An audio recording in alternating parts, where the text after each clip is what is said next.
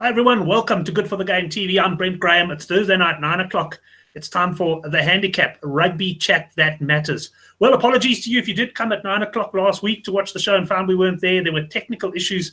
We had to be on YouTube side, definitely not on our side, which was quite a relief.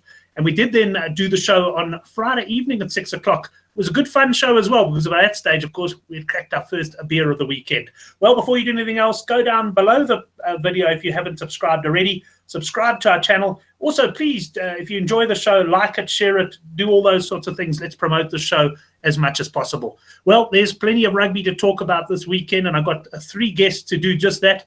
I'm going to start off with introductions down in Cape Town. Hendrik Swart. Hendrik, good to have you on the show. And I know you're a bit frustrated, though, having got involved in the cricket earlier. Hi, Brent. Yeah, nice to be on the show again. Yeah, that was a pathetic performance from Proteas. In between innings, I thought England they were about 20 runs short. But yeah, in the end, it was a poor batting performance for the Proteas. Definitely not a patriotic punt from my side. I take the emotion out of it when I punt. I tried to, actually. But yeah, no, that was really bad, and I lost unnecessary money there. So yeah, I've got a bit of money to make back from the bookmakers, so I'll be going out on the rugby. Excellent. Well, I'm sure the punters are looking forward to seeing what you're going to go with there. Let's go to Couch Critic, who I must tell you flew in under the radar to make the show. He's been doing previews all week, writing them Cricket World Cup previews. He's so excited. And the question I've got to ask you, Couch, first and foremost, is: are you as excited for the Cricket World Cup now as you were before the Proteas game? No, definitely, Brent. I'm excited. It just wasn't the best of starts for my in-game play, so I didn't have a lot of luck there. I was really expecting England to smash a few more sixes, so that didn't go according to plan. But I mean, nothing in terms of the outright is in trouble, and I've got England to play in the final, so it's a decent start there. But I'm with Henrik. I need the rugby because I picked a filly in the French Open, and she sat out the second round with the shit, so I'm pretty screwed. Delightful. Talking of fillies in the French Open, I saw the GG Gaming on match of Brendan O'Connell, who was with us, of course, last week, was commenting that he took a bit of a fancy to some of those fillies in the French Open. But our other guest this week is a man who's in some prolific form. He had an absolute cracker on the sevens last week, and I know he's itching to get go in Paris as well, but did pretty darn well in Super Rugby as well. And Rugger Bugger Sean Nicholas, good to have you back on the program. Yeah, how's it, Brent? So it's typical that the show on Friday that I missed is that the one where I had such a good weekend. So let's hope that a live one, let's follow suit and do it back to back. Let's see what happens. Excellent. Welcome all the guys on the live chat. I see Nick G joining us now. Peter Paul Brendan, of course, is there. Johan Schumbi, Emil Korf, and Ruan Fari, one of our regular prize winners on the GG Gaming Gone Mad shows. Guys, we've got a number of games to get through starting tomorrow morning. And Sean, let me get going with you. We got the Blues up against the Bulls. Now, Sean, there's been quite a lot of money early doors. GG Gaming came plus 10.5. There was money for the Bulls. I saw some minus 6.5 Blues at one stage. And the handicap seems to have moved back in the direction where Gary from GG Gaming thought it would be. And I see sort of quotes of around the minus 9.5 mark now for the Blues. Yeah, I think early on Monday, I know Henrik also got on the minus 6.5, and that was really good value. And I think the Blues have they've turned a corner. I think them turning the corner was the moment when you stopped backing them. I think they realized that Thanks, Sean. that their biggest fan has let them down. He's finally divorced them, and they had a big team meeting and said, no, if Brent Graham is not backing us, then something's wrong. And they had a huddle, and since then they've been phenomenal. So I just think it's going to continue this weekend, and I think they'll put the Bulls to the sword. On a serious note, Bulls without Vermeulen and Pollard, that's massive players, 2 best players in their team, and I think that the Blues are going to be 14 plus this weekend. Yeah, I'm fancying a big win for the Blues there as well. I must just say, on the note of me not backing teams anymore, that means France might win the World Cup, because I'm also deserting them for the World Cup, I can tell you, for the first time in ages. Let's go across to Couch then and see what he fancies in this game. No, definitely. I'm with Sean on this one. I mean, no Polly, no Vermeulen. You just can't back them with any confidence there. That early price was good value, but I'm actually going for the second half handicap. I think it's 4.5 Blues to win on the second half. I think the only senior player around there is Schalk Brits. He's going to go off in the second half, so I think they're going to be without leadership, and the wheels are probably going to come off then in the second stint. So that's where I'm going for my match pick. Right, Johan, should be just saying here, Bulls have a solid front five, but won't be able to match their opponents from number 6 backwards. And that leads me into Henrik Swart, who we have already heard got on the -6.5 early in the week. Henrik, obviously happy with that bet, but would you still be getting involved at current levels? Yes, Brent, I'll take the current minus. I think you what's it, 9.5 at the moment. If you shop around, you might get 8.5. I'll take that. I'll actually take a higher minus as well. Yeah, I think the Blues might win by 20 plus here. It's last game on tour for the Bulls, and Vermeulen is a big setback. Pollard obviously as well, but Vermeulen especially, that they'll miss him. He gets a lot of turnovers at crucial times for them. And the Blues, they've been pretty impressive the last few weeks, and especially on defense. They were brilliant against the Chiefs on defense, and last week it was difficult conditions in Christchurch, but they were impressive against the Crusaders. The Crusaders couldn't get going. So yeah, the Blues, they're definitely on an upward curve, so I think they will win going away here. And then looking at the points, I see the points are coming out early the past few weeks, and all the points for all the games are out already. I can't remember the exact quote here on the Bulls points, but if I can get 19.5 or higher, which is probably a bit of a stretch, I think it should be about 18. I'll be looking at unders on Bulls points here. Yeah, I'm sure you're going to get one or two of the boys in the live chat coming in and giving you that quote. Just a welcome to Justin Rowe Roberts. Of course, he's been on the show before with us with GG Gaming when he was working for them. He thinks the Bulls will struggle in unfavourable conditions. And Brendan O'Connell just mentioning those conditions, that it might tighten things up. But I guess it's all going to depend on, the conditions will have a big role on the points line. I think I stand to be corrected, I think I saw some 47.5 here for the points line. Okay, you looking more for Bulls points unders, Henrik. At 19.5, are you willing to go unders at that level? Definitely unders at 19.5. At 18.5, I might still go, but that's getting a bit low for me. 19, I'm happy to go. Unders, anything above 19, I'll be very confident. Excellent. Well, it'll be interesting to see if we all unite on a game. It seems like in this one we are actually all going towards the Blues. Even me, who's going to give them another chance. But last week we hit our 10-1 accumulator in the newsletter, and our best bets arrived from the show. So, go down to the bottom of this video, to the comments section. If you haven't subscribed to the newsletter yet, do so, and you'll get our Friday morning mail with a summary of some of the best bets for the weekend. Well, that's the first game done and dusted, unless Couch Critics got something to add on the try scorer front.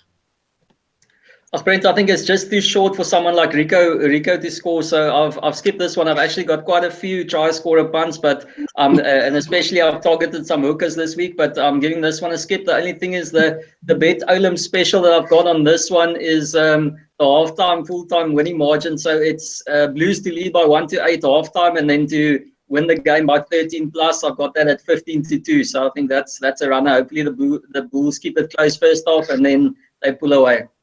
Well, I must say you got something in common with Brendan O'Connell. He was out here on holiday last week, and he also targeted a few hookers, from what I understand.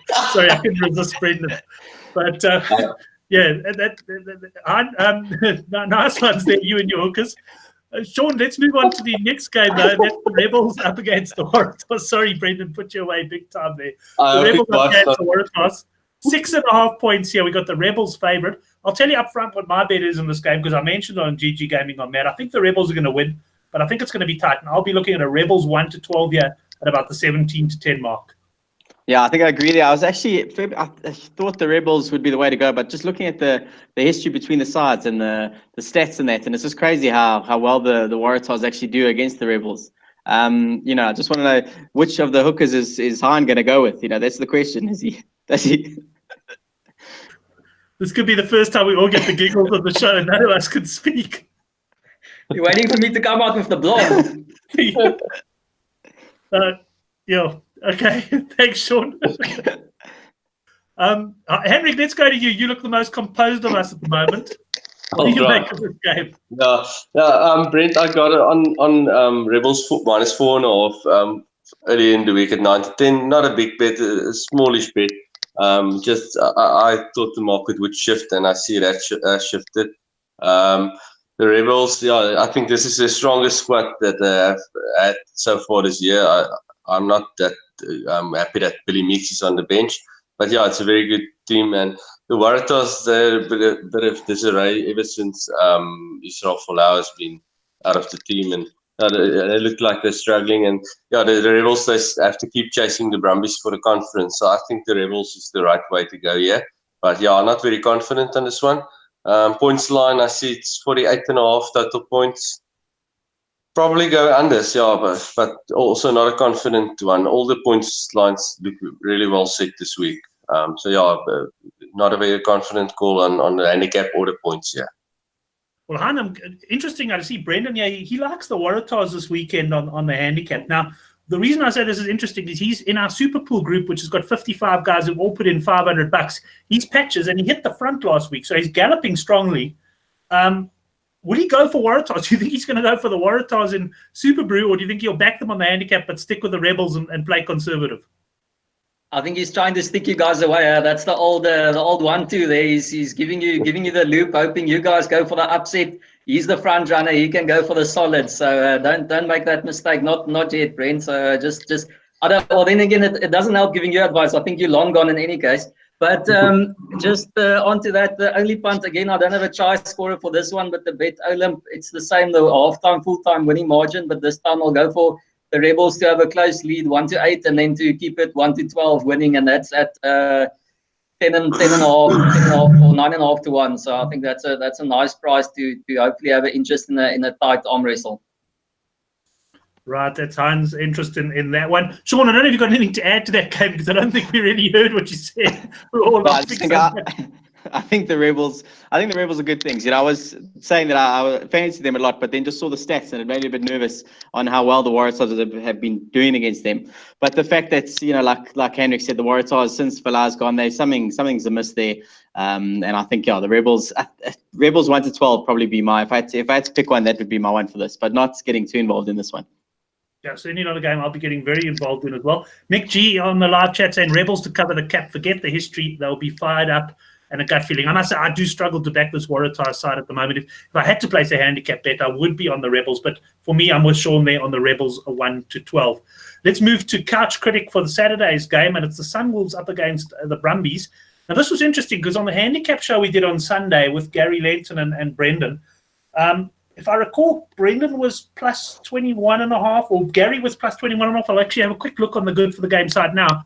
But the point being that most of us thought this handicap would be much closer to the 20-point mark. Gary was 17, I was 18, and Brendan was 21. And in fact, the handicap came out at about 13.5. It subsequently shifted slightly to 14.5. Henrik, Couch, what do you make of this one? I think it's tournament done for the Sunwolves. Yeah, even the team. It's weird saying it's a weaker team, but they still. Amanaki Murphy's back out again, and that other. Belong, I don't even know what his name is. That guy who was the flank and then moved to center. He's also not playing, and he was a strong ball carrier for them. So I just think that they've conceded 50 points in 2 of their last 4 games, and they've been held to naught in 2 of their last 4 games. So I mean, this Sunwolves team it's all over. And I mean, as we've talked before, the Brumbies side is structured, and they're not just going to throw it around and give these Sunwolves a chance to get into the game. They're going to be tight on defense. So my play there is the first half handicap minus 6.5 on the Brumbies. I think they're going to come out there and they're going to do the job and make sure they get the points in the bag. So first half handicap minus 6.5, and this is the game where I'm moving towards the hookers in Tokyo. Right, good. Okay, I'm sure you'll enjoy those. Henrik, let's bring you in here. I think if I'm not mistaken, you're quite strong on the way side here. Yeah, I like the Brumbies here, Brent. On my notes, I've got it down as the handicap is, for me, it's at least a converted try too low. So I'm with you guys on that handicap you expected. I'm with Brendan on the 21.5, actually more than the 17 or so. I expected the Brumbies to rest guys here, and I checked out the minus 13 the whole week and just waited for the teams. And when I saw the Brumbies team this morning, and even the Sunwolves who lost a few guys, I climbed in on the minus 13.5 and a bit of minus 14.5 at 21-20. And I'm actually surprised that this handicap hasn't moved. I expect it to move a few points still. I think it should have moved by now. The Brumbies that play a very structured game. Their defense is excellent, and I think the Sunwolves will struggle to score points here. So I'll also be looking at unders and Sunwolves points. I just checked on BetExchange's site, and I see it's under 19.5 Sunwolves, and I'll take the under 19.5 Sunwolves points there. But I'm very strong on the Brumbies minus 13.5 here. Henrik, I just want to stay with you for a second there, because it's something that I've noticed. You see a line, you think it's going to move, and quite often you're right, and it does move. But it's funny, the line tends to move a lot slower than we expect, eh? I mean, I'm with you. When the Brumbies team was announced, I thought, oh, minus 13.5 gone. Here comes minus 17.5, minus 18.5. But the fact that you can still get on Sunbet now, even money as we speak, the minus 14.5 Brumbies. Yeah, BetExchange also has a minus 14 at even money. It's almost as if previous years the lines were more volatile and they moved more. It's like the bookies are more stubborn. It's probably because there's so many upsets this year and they've made a lot of money that they feel comfortable keeping the line like that. Yeah, but I think this line is wrong and it should be about 7 points more. Well, Justin Roberts just pointing out 12.5 points at just shy of 9 to 10 at player bets. I must say that does look like a good line, and I don't expect that one will last. Sean, let's go across to you for this game. You've heard what the other guys say. This is certainly starting to look like a newsletter pick. Yeah, this is put this in the newsletter. This is one try too short. This should be 19-20. The fact that they beat them 33-0 in Canberra, the Sunwolves have scored 3 tries in their last 4 games. Their season's done. They're not going to be in Super Rugby much longer. I think they're all thinking about the World Cup. All the Japanese, they don't nothing. Nothing. They're not playing for anything except pride. They're going to open their kimonos, and they're going to get taken this weekend. It's going to be bad. Brumbies are going to win this by 25 plus. Well, if anyone's looking for a different opinion from me in this one, they're not going to get it. I'm also very firmly on the Brumbies, and I'm going to grab some of that even money. And hopefully, when I send the newsletter out in the morning, there'll still be some 13.5 and 14.5 around in places. Right, that brings us to the end of Saturday's first game. And if no one else got anything to add, we'll move on to what should be a really interesting game, and that's taking place in Fiji between the Chiefs and the Crusaders. Oh, sorry? Brent, I've got Falo Fainga. Obviously, he's going to come into the mix there. Unfortunately, it's not the price I wanted. It's just about 3-1 for two or more tries, but I think the Brumbies could be kicking into the corners. So I'm backing him to do the business, but I'm even more confident on the KJ and Tavita Kuridrani to score the first try at 16-1. Kuridrani first try 16-1. I mean, when did he get the hat trick? Was it last week or the week before? The week before, eh? Last week. Last week. Okay, interesting one. Right, thanks, Han, for that try scorers there. That guy's been pretty good for you, no doubt about that. Chiefs up against the Crusaders, and let's start with you, Henrik. This match taking place in Fiji. The line seems to have been fairly stable. I just want to pop onto the Good for the Game side and see how I handicapped this game at 9.5. So did Brendan. And in fact, Gigi were very much in the same range as was Dave from Australia. 12.5 points is the line now. Does that surprise you? Yeah, the Chiefs, I've opposed the Chiefs most of the season, and I can't see why I should stop opposing them. With the game being played in Fiji, I know it's a home game for the Chiefs, but it's in Fiji, so that's neutral ground. And yeah, the Chiefs, they've been poor for most of the year, and that's reflected in their last 2 games against the Blues and the Reds. They actually should have lost that game against the Reds, and that says a lot. Yeah, the Crusaders, they've gone through the motions a bit the last few weeks, but I expect them to start building a bit of momentum towards the playoffs now. So I think they should be better from now on, and I'm expecting a big performance from them here. Jack Gutiu especially has been a bit of a passenger lately for me, so I'm expecting a good game from him. So I like the minus. I think this minus 12.5. I'm not sure whether it's lower than that, but minus 12.5 Crusaders. And then, yeah, looking at the points, I struggle going overs these days because it's just unders games. But the Chiefs' defense isn't very good, and I see there's 32.5 points Crusaders available at BetExchange. So yeah, I'll take a look at the overs on Crusaders points. Yeah. I haven't looked at the history of games in Fiji. I know the Chiefs, I don't think have got a great record there, but is there an element of playing in Fiji as well? The players want to put on a bit of a show. I mean, it's once a year they go there. Is it like, let's try and make sure we put on a show, or do you think the players aren't really bothered about that? No, I think that must surely play in their minds. It's a bit of a holiday, a bit of a carnival game maybe. Yeah, in the back of the heads, and they want to impress. So yeah, I think you might be onto something there. Right, so you like Crusaders over 32.5 points there. Johan just pointing out the Chiefs have also lost Nathan Harris. So let's go across to Couch now on this one. Couch, what do you got? Anything solid for us in this game? Now, just firstly, the speculative is the Beta Olymp special is with Sivo Rees to score 2 or more. He's playing at home or in Fiji, so he's going to be really amped for this one. So hopefully he gets over the line a few times. And then first try scorer Makaleo, he's getting a start at hooker, so 20-1. I think you can't get hurt for a nice rolling maul score or just in loose play. And then I'm with Heinrich. I'm just a bit concerned. I think the Crusaders have actually been a bit below par, like even in their last 4 games, apart from the Bulls game.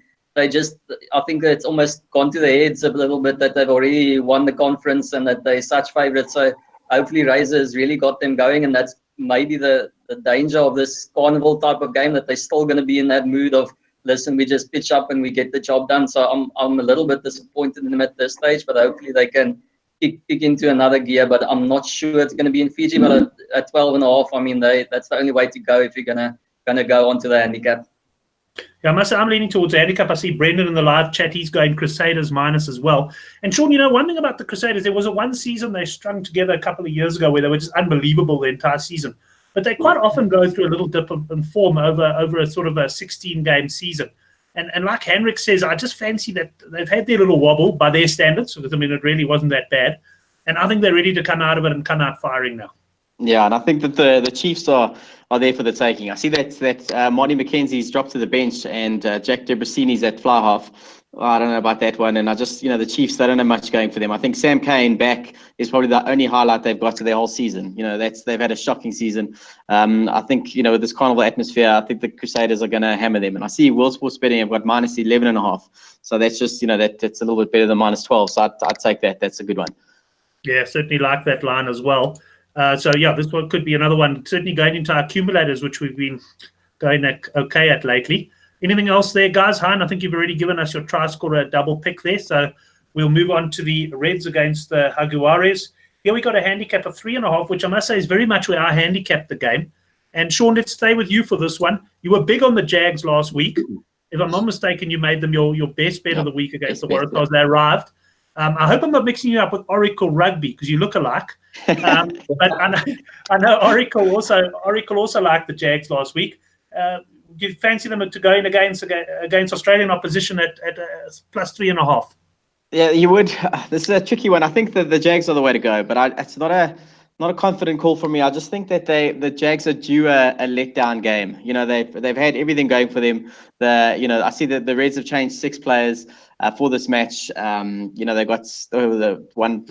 What's his name? He's playing his 100th game, and it's just I just feel that if the Jags are going to lose one game, that's it. If the Jags are going to lose one game, I think this is it. This is the one where they slip up. They can still afford to lose this game and still win the SA conference. So I just feel, with that, it's just in the back of my mind that this could be the one where this little banana skin for them. It's funny how your mind works, because mine also sometimes works like that. I mean, they've been doing everything right. They've been winning all the games, and we start looking like, when are they going to slip? When are they going to slip? And I had that same feeling as you, that this could be the time that they slip. Couch, anything to add there? No, I don't think they fear playing in Australia. I think they kind of enjoy it. I think they're starting to get a bee up their bonnet and starting to believe in themselves that they are the real deal. And I think we should be too. I'm taking the Jaguares half-time, full-time at 12-10 with GG. I think, to me, I don't have to bother about the handicap or late try or something. So I'm just going to stick to GG 12-10. And then a last try scorer, another hooker. It's Julian Montoya is coming on off the bench. Rolling more for the Jaguares against the weakish Reds team. I think the price isn't out yet, but that should be around the 20-1 again, unless they drop it to 16-1. Right, I see there's some conversation in the live chat about the points in this game. And Henrik, you've got some comments on that? Yeah, Sidino asked about if the rest point line is. Just checked on BetExchange. I see that they've already got it out. Reds points 22.5, Jags points 25.5. That Jags points seems a bit low to me. I'm gonna have to credit Justin a bit here as well, because we had a bit of a discussion on WhatsApp about this game. Yeah, you mentioned that the Brisbane looked really well, looked really good. That Waratahs Reds game, that high scoring game. I think the humidity isn't such a factor anymore this stage of the year. Brisbane, early in the year, the humidity is a bit of a factor, and there's a few low scoring games. But yeah, Jaco Paper, the ref here. So the line looks a bit low here. I think total points about 47, 48.5. But yeah, that Jags over 25.5. I like that, and I'll go over some of their points. I actually thought it would be closer to 30. The handicap is a strange one. I thought this would be bigger. I thought the Jags would be bigger favourites. I know it's a away game. But yeah, they're playing brilliant rugby. You just have to keep going with them. They look really well coached. So yeah, the -3 is surely the way to go, yeah. Right, Henrik on the -3.5 and Jags points over 25.5 there. 2 games left for us to get through before. I'm sure Sean will give us a little bit of a taste of sevens action that's taking place this weekend as well. And the Sharks against the Hurricanes. This was an interesting one because GG Gaming came out on the Sunday, showed 13-10 the Sharks, which I grabbed a little bit of, thinking I was getting quite a bit of value there. But I see there's pretty much 12, 13-10 available on the Sharks. And Henrik, let me start with you there. The Sharks have got a start in this game, plus 2.5 points. Yeah, I like the Sharks to win the game at 12-10, yeah. Not very strong, but pretty confident on this one. The Hurricanes have a pretty average record in Durban. They've lost their last 5 games in Durban. And the closest game is a 13-point loss. The last time they won in Durban was in 2005, so that's like 14 years ago. So, yeah, I think the Sharks should dominate them up front. Obviously, that Hurricanes backline is very dangerous, but we all know where rugby gets won and lost. It's up front in a tight 5 especially. And, yeah, the Sharks' defense has been really impressive. They just they don't just stop you. They actually tackle you backwards. Their line speed is very good. So I think they should be up for this one. They're still very much in the race for the playoffs, especially, and the outside chance for the conference. So, yeah, I like the Sharks to win here, and I'll also look at unders on Hurricanes points. Right, interesting. That record that the Hurricanes have in Durban is surprisingly bad. And I do feel as well that the Sharks might be coming to hand at the right time. And probably if there's one ground in the world where a good backline doesn't help you perhaps as much as some of the other grounds, it is Durban, where even at this, it's not as humid as it is early in the year, but conditions still tend to be pretty tough down there, and handling does become a bit of an issue. Let's go across to Couch and see what he thinks of this one. Oh, you guys know I try to stay out of Sharks games. I'm pretty clueless on them. I can see them winning it decently and just building up a lead and letting the Hurricanes try and play expansive game. And as you say, conditions usually aren't great. But at the same time, that's a very, very dangerous Hurricanes team, and they can just pull away. And Plumtree hasn't been there for the entire 14 years. He knows everything about Durban, so he'll be telling them exactly what they can expect there. So I don't know the value play. I've got 5-4 on 5-4 Sunbet for the Sharks to win. To me, that's the little bit of value, and I'll have a look at Dan Dupree to score the first try. He's scored quite a few, and then Dane Coles is back, so Dane Coles off the bench to score the last try. So those are the interests I'm having, but I'm not gonna dive into this one big way. I think it could go either way this game. Sean, just seen a comment on the live chat from Brad Breath, one of our Good for the Game forum posters based in the UK.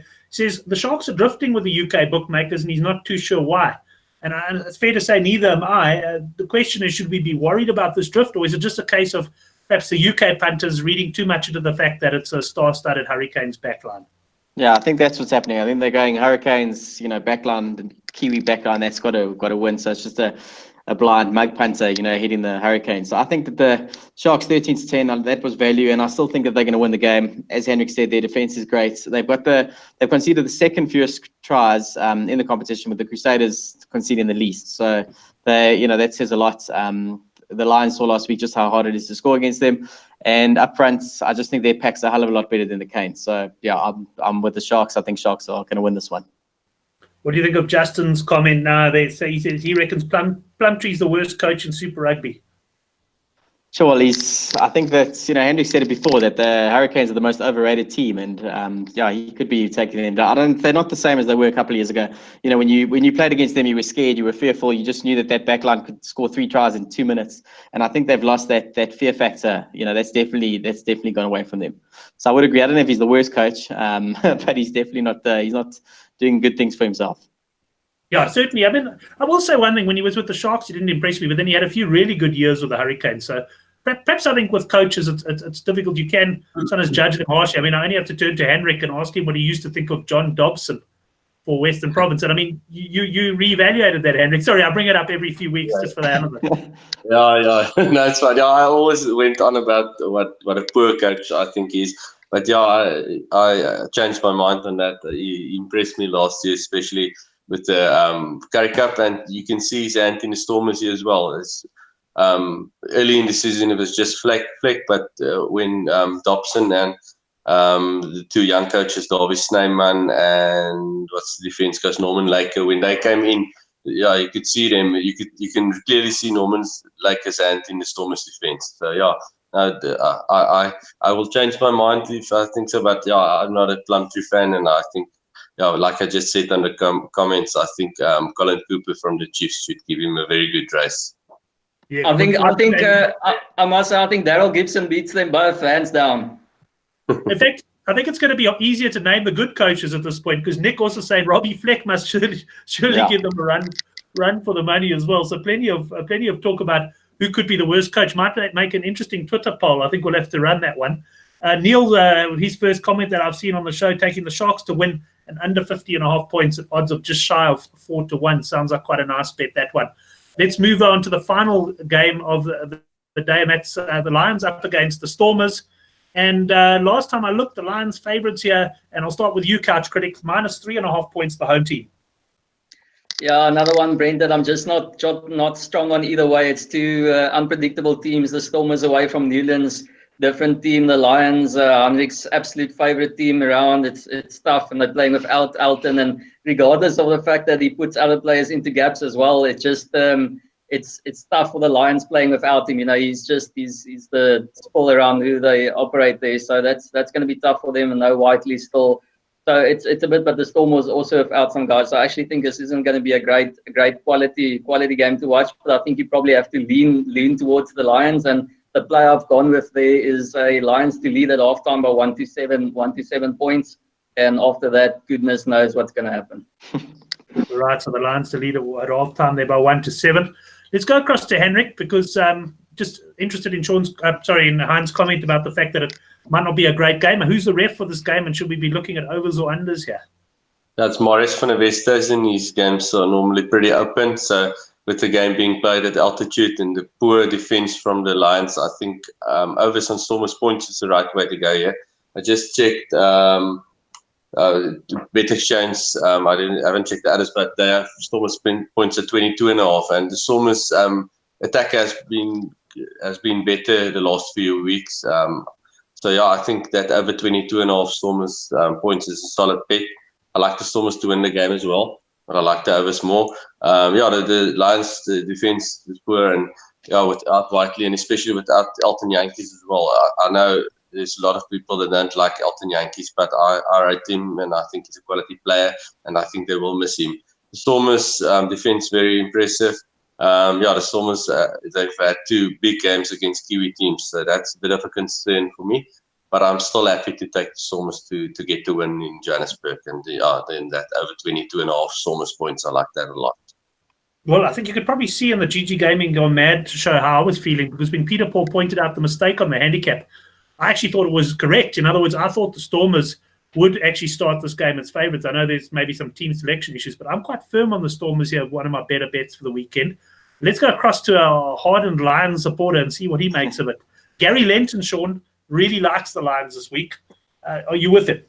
No, I can't say I am. I think this is probably the toughest game on Super Rugby to call. I think this is going to be a split 50-50. You can make a case for both sides. Lions losing Whiteley, that's massive. But the fact that Yankees he's broken team protocol, so it hasn't come out what he's actually done. So I just think that's, where there's smoke, there's fire, and that's not great. Taking your leading fly half, Springbok fly half, in the wings, and you don't play him in a local derby that's a must-win game. I think that he must have done something bad. And the Lions, a few hookers, perhaps. Maybe, I don't know if him and Hein are on the same WhatsApp group. But I just think that the Lions, there's just been too much affray and too much to miss. And Sean Reynolds at 10 doesn't inspire me. I think if I had to choose something, I'd go at a crazy one. I'd say Lions halftime, Stormers full time. Lions halftime, Stormers full time. That's quite nice, but you'll probably get about 7-8 to 1 on that, Sean. Yeah, I think about there. Just thinking that the Lions, I just think that they'll lose the plot. They, without Whiteley on the field, they go brain dead sometimes, and they do stupid things. And the Stormers, like Hendrik said, their attacks got a lot better. They surprised me against the Highlanders, just how many tries they did score. So yeah, Lions halftime, Stormers full time, but Stormers to win the game. I would lean that way. Okay, no, 100%. Just looking at Neil mentioning the Under-20 World Cup starting soon, guys. When does it start? Next Monday or something? Any idea? Sure. I know I think Oracle just sometime next week. I just know it's next week, but I don't know when. I had about 2 or 3 years ago, I had some of my best spread betting wins ever in that tournament. It seems like a long time ago, because subsequent to that, I obviously gave it all back. But geez, that tournament does have some good memories. And certainly maybe Oracle Rugby was keen to do a show, so maybe we'll put something together on that one. Yes. Brent, do you remember that Wales and All Blacks game in Stellenbosch? I think the All Blacks, the junior All Blacks, they were 49.5 points favourites or something like that, and Wales won the game 6-3 in a very stadium. I think we all went unders on the spreads, on the shirts and that, that was a massive upset there. Yeah, that was huge. I remember the game I made money on, but was overseas. I think it was 2 years ago, and England ran right in one of the matches, and I was high. It was against South Africa. It was against the Baby Box, and England ran absolutely right, and I was high on their shirts, and then I pressed, and it was one of those games where you actually just couldn't believe how much money you made by the end. So yeah, certainly some good memories. So we'll do something for the Under-20 World Cup, gents. Before we get into our best bets, let me start with Sean. There's plenty of other sports on this weekend. What stands out for you? I know, first of all, of course, we've got the Sevens. I'm not sure if there's any lines out yet, though. Yeah, the Sevens, it's going to be massive. Just looking at last week's one, I mean, the lines that came out with that England-Ireland game, Ireland came out at plus 20.5, which, after the match is always to look and see that it was definitely the wrong one. But just the fact that Ireland, they finished third in England last year, they just become a core team. They're a really good side. And then looking at the England team without Mitchell, without Bibby, they look clueless, they look hopeless, and that line of 20 points, if it wasn't such an early game, I would have gone bigger on that, but you don't want to burn yourself quickly and then be out for the rest of the tournament. So I'm looking for something similar, not with Ireland to say, but there's some, with team news and that, just waiting to see what the lines come out at, and I will, once I get on, I'll let you know. Brendan saying to me, don't say it in the live chat. Okay, Brendan, I won't. And Dustin saying he's going to go opposite of the Oracle's tips. But Sean, yeah, we'll certainly see you with a few posts on the Good for the Game forum. And if there is time to put a little video together or something, perhaps we can do that. But we can touch sides and see if that's going to be possible. Let's go on to couch. Anything in the cricket or anything like that you want to call us? Oh no, I haven't really looked at the cricket. All the focus was on outside, so obviously I'm sitting it out. But if New Zealand are playing the weekend, so have a look at Trent Boult, Kane Williamson, the normal suspects there. They're playing Sri Lanka, so I'm probably going to look at some sixes for New Zealand to have the most sixes, or to go overs on their sixes there. That's probably where I'm going to go this weekend. Right, and Henrik, anything else for you? And then you could lead us into your best Super Rugby bet, and we'll work our way back through the panel. Yeah, Brent, after this first cricket game, I've got some unfinished business with the bookmakers there, so I'll try and make money back on the cricket. And I see on Sunday afternoon at 4:30, there's the England versus Barbarians game at Twickenham. I think it's Twickenham. Yeah, I'm not sure whether we're going to get betting for that, but I'll have a look at that. Always nice to have a nice Sunday afternoon game. I'm getting into the best bets. I like the Brumbies, minus 13.5. On the handicaps, I think that's very solid. The Blues minus is good as well, but I'll go for the Brumbies minus 13.5. And on the points, I really like that over 22.5 Stormers points. Over 22.5 Stormers points. Couch, best bet, Super Rugby. I'm with Hendrik on the minus on the Brumbies. I'll go for the 13.5, but I'm sticking to the 6.5 halftime handicap as my favorite punt. And Sean? Yeah, Brumbies best Super Rugby bets. Brumbies minus 12.5, I think, a player, and then Liverpool to win the Champions League 11-10 with in regular time with GG Gaming. That's a fantastic bet, and then throw in the Blues as well. So I'd say a treble: Brumbies, Blues, Liverpool, Champions League. Come on, boys! Yeah. Go Liverpool. I can't wait. Maybe we must do we'll see, Sean, whatever condition you're in, but if Liverpool win it, perhaps we must do a little quick 5-minute show afterwards with a bit of post-match reaction there. Let's see, if you can get through.